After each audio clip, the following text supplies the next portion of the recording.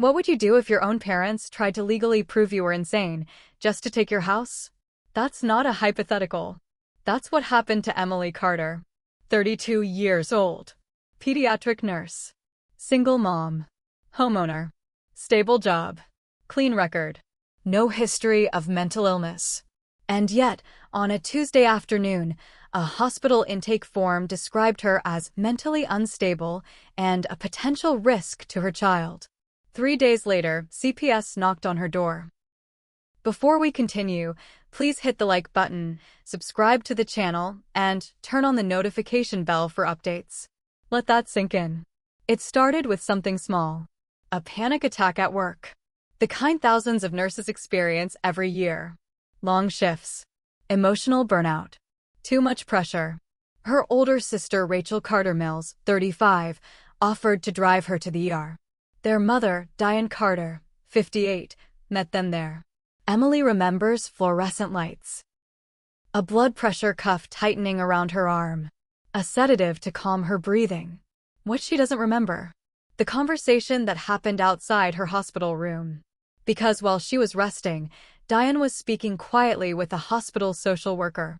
Rachel was crying, using phrases like paranoia, delusions. She thinks we're trying to steal from her. Steal what? Her house. A modest 3-bedroom home left partly to Emily by her grandmother. The same house Rachel had once asked to temporarily move into after her divorce. Emily had said no. 2 weeks before the hospital visit, Rachel had received a foreclosure notice. $47,000 behind. Their mother had co-signed the mortgage. If Rachel lost that house, Diane's retirement savings would evaporate with it. Now here's the part that still makes people pause. Hospitals are mandated reporters. If family members express concern about a parent's mental stability, especially around a child, documentation triggers an automatic review. Certain phrases. Certain boxes checked. A referral sent. Paperwork. That's all it takes. CPS assigned caseworker Marissa Gomez, 41. A home visit followed. Notes were taken. A hearing was scheduled. And on the morning of that hearing, as Emily sat at her kitchen table shaking, her 7-year-old daughter Lily looked up at her and asked, "Mom, do you trust me?" Emily thought it was a child looking for reassurance. It wasn't. Because what Lily brought into that courtroom would freeze every adult in place. And no one, not CPS, not the judge, not even Emily, was ready for what was about to play. It didn't start in court. It started with a clipboard. Have you ever signed something at a hospital without reading every word? Of course you have. Everyone has. You trust the system. You trust the people standing next to you. Emily did too. When Rachel drove her to the ER that afternoon, Emily was shaking. Heart racing. Vision blurry. A textbook panic attack. The attending physician ruled out cardiac issues within an hour. Stress-related. Common. Treatable. Routine. But while Emily lay in a dim hospital room with a mild sedative softening the edges of her fear, a different conversation was unfolding in the hallway. Diane leaned toward the social worker and lowered her voice. "She's been acting paranoid," she said carefully. "She thinks Rachel wants her house. It's not rational." Rachel added tears at just the right moment. "We're scared for Lily." Here's the part most people don't realize. Hospitals are mandated reporters. If family members suggest a parent may be mentally unstable around a child, staff are required to document it. Certain phrases trigger automated referrals. Words like unstable, delusional, risk. Those words were written down. Emily never saw it happen. By the time she was discharged, the referral had already been generated. 3 days later, CPS caseworker Marissa Gomez knocked on her door. Imagine opening your front door after a 12-hour shift and seeing someone holding a folder with your name on it. Marissa was polite, professional, calm. She explained there had been concerns expressed during a recent hospital visit. She asked to look around the house. Emily laughed at first. Then she saw Rachel standing across the street in her car, watching. During the home visit, Rachel positioned herself as supportive, helpful, concerned. She mentioned Emily's mood swings. She brought up fixations about property. Subtle. Strategic. Marissa took notes. Later that week, Emily requested a copy of the hospital documentation. That's when she saw it in black and white. Patient exhibits paranoid ideation regarding family attempting to take property. Child potentially exposed to unstable environment. Paranoid ideation. If someone labels your truth as paranoia, how do you defend yourself? The contradictions started piling up. Rachel claimed Emily had been unstable for months. Yet there were no medical records. No prior incidents. No school concerns about Lily. Nothing. Except that 2 weeks before the hospital visit, Rachel had consulted a property attorney. Emily found the public record by accident. Why would someone exploring guardianship options also be researching property transfer statutes? Coincidence? Or planning? The hearing was scheduled within 10 days. Rachel filed a motion to be considered emergency guardian, pending evaluation. And suddenly, Emily wasn't just defending her sanity. She was defending her home. But the more Emily started digging, the more she realized something terrifying. This wasn't impulsive. It was coordinated. And someone had miscalculated one very small detail, something they assumed no one would notice. But they were wrong. Here's the thing about lies. They're airtight at first. Until you look closely. Then the seams start to show. After reading the hospital report for the 5th time, Emily noticed something small. A timestamp. The social worker's notes were logged at 3:42 p.m. But Rachel had texted her husband at 3:38 p.m. It's done. They're documenting it. How did she know documentation was happening before it was officially entered? That wasn't paranoia. That was timing. And timing doesn't lie. Emily requested security footage logs from the hospital through her lawyer, Daniel Kim, 38. They couldn't access full footage without a subpoena, but visitor sign-in records showed Diane had requested to speak privately with the social worker for 23 minutes while Emily was sedated. 23 minutes. What exactly do you say about your own daughter in 23 minutes? Then came the foreclosure notice. Rachel hadn't mentioned it. Not once. But public records don't hide. $47,000 overdue. Auction date pending. Diane's name attached as cosigner. Now the pieces weren't emotional. They were financial. If Rachel lost her home, Diane's retirement savings were exposed. If Diane's savings disappeared, her entire safety net collapsed. So what's easier? Let one daughter lose everything? Or temporarily destabilize the other? That's when Emily remembered something Lily had said weeks earlier. Why was Aunt Rachel mad about the house? At the time, Emily brushed it off. Kids mishear things, don't they? But Lily wasn't confused. She had been sitting on the stairs one evening while Diane and Rachel argued in the kitchen. Rachel had said, clear as day, if CPS steps in, she won't have leverage. Leverage. That's not a word most 7-year-olds invent. When Emily asked Lily what she meant, Lily just shrugged and said, they said if you look unstable, the judge won't listen to you. That wasn't fear in Lily's voice. It was observation. Meanwhile, Rachel grew more confident.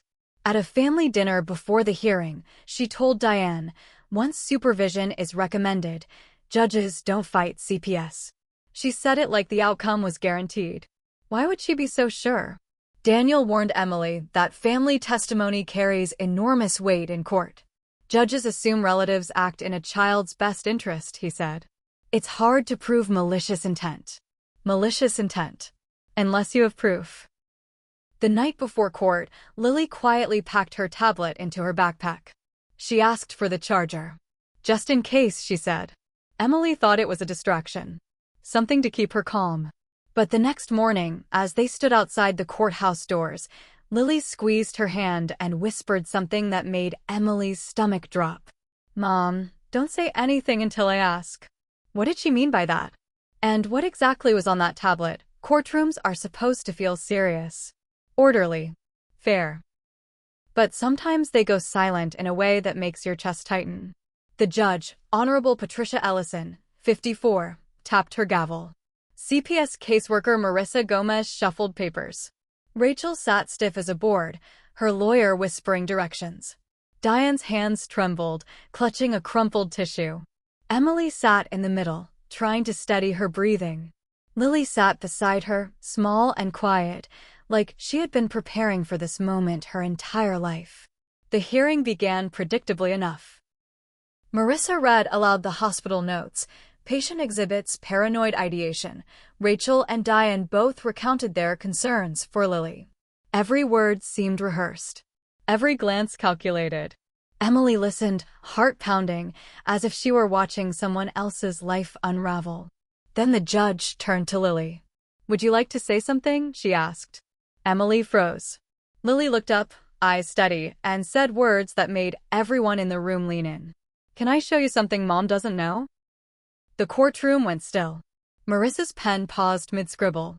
Diane's mouth opened slightly, but no sound came out. Rachel's smile faltered, just for a second. The judge leaned forward, intrigued. Lily held up her tablet like a shield. "I recorded it," she said simply. "Because grown-ups lie. And sometimes kids notice things you don't." The video started. The first thing that came through was Rachel's voice, calm but precise. "If CPS steps in, she'll lose leverage." Then Diane's. "Once it's documented, she can't fight it." They were speaking about Emily's house, her rights, her stability. The courtroom air grew heavier with each second. The carefully constructed image of concern and fear fell apart in front of everyone. Rachel's face lost color. Diane whispered, almost pleading, "Turn it off." Marissa looked down at her notes, then back at the screen. Her expression shifted from professional detachment to something close to shock. This wasn't a family trying to protect a child. This was a coordinated plan to seize property by manipulating a system designed to safeguard children. The video ended. Lily handed the tablet to Emily and sat back down, small and calm. The judge held it a moment, studying Emily, Diane, and Rachel, then looked down at her notes. Silence hung in the room like a storm about to break. Finally, the judge said something before recess. Just one sentence. "This court does not tolerate weaponized welfare systems." And with that, she called for a short recess to review evidence. Emily sat frozen, her hands shaking, gripping Lily's. Lily looked up at her, eyes calm and unwavering. Whatever happened next, the balance of power had shifted. But the final decision, the one that would decide their lives, was still in the hands of the court. The recess felt like an eternity. Emily sat in the courtroom, holding Lily's small hand, heart pounding in a rhythm she hadn't felt in weeks. The video had done its job. Every lie, every manipulation, every hidden motive was now on record. The courtroom felt different, heavier, sharper. It was no longer about accusations. It was about truth. When the judge returned, she spoke clearly, her voice cutting through the tension. "The case is dismissed. Emergency guardianship is denied. CPS will conduct an internal review regarding the handling of this referral." One sentence. But it felt like a hammer striking a gavel on justice itself. Rachel's face went pale. Diane looked like she'd swallowed a lemon. Marissa, the CPS caseworker, quietly nodded toward Emily, a mix of relief and disbelief on her face. Emily could barely process it. She had won not through luck, not through persuasion, but because her 7-year-old daughter had been observant, brave, and precise. Later, when Emily and Lily were alone in the courthouse hallway, Lily asked, "Did I do it right?" Emily hugged her tightly. "You did more than right. You saved us." The aftermath was complicated. Rachel sold her home months later, the foreclosure still looming, and the family fractured in ways they couldn't repair.